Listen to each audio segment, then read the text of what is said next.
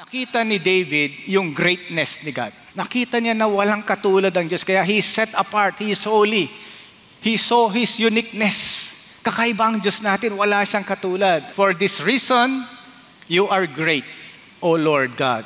For there is none like you, and there is no God besides you, according to all that we have heard with our ears. Alam mo po kung paano ito nasulat sa NLT version?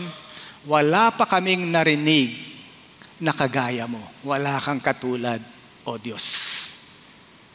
So sana po makita natin na ganun ang kadakilaan ng ating Diyos. Para pag nagdadasal tayo, makikita talaga natin na kamangha-mangha po kayo.